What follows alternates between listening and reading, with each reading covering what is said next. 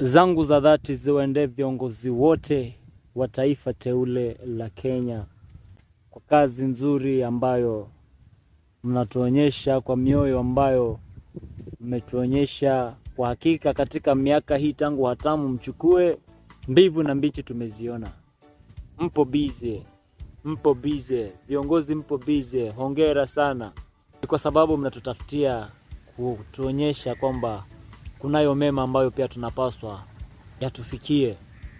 Ila mnapong'ang'ana pia msisahau kwamba kuna usalama. Sasa hivi usalama umetepetea sana, kutoka mashinani hadi anga za juu serikalini.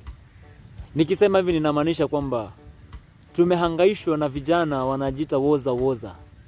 Hawa vijana wanatuhangaisha kwa mapanga na visu na silaha ambazo wametuhangaisha sana. Na wakituhangaisha tunashangaa ule muda wanaotuhangaisha, na wanaweza kusumbua usiku mzima, watu hawalali, hakuna serikali. Ama hawa watu ni kina nani? Ni nani ambaye mmewapatia idhini ya kutuhangaisha mitaani? Woza.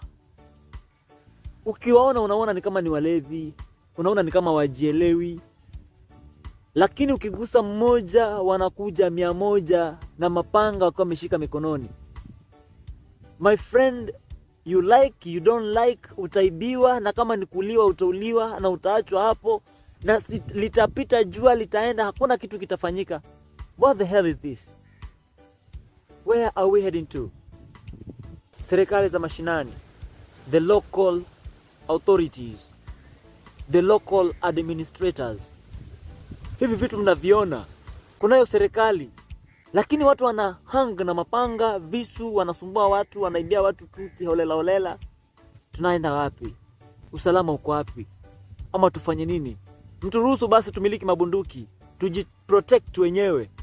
Hatuna uhuru wa kutafuta, hatuna uhuru wa kuinvest, hatuna uhuru wa kufanya chochote katika taifa letu ambalo viongozi wapo busy wakilijenga na wananchi wako busy wakilitoboa kuliangusha.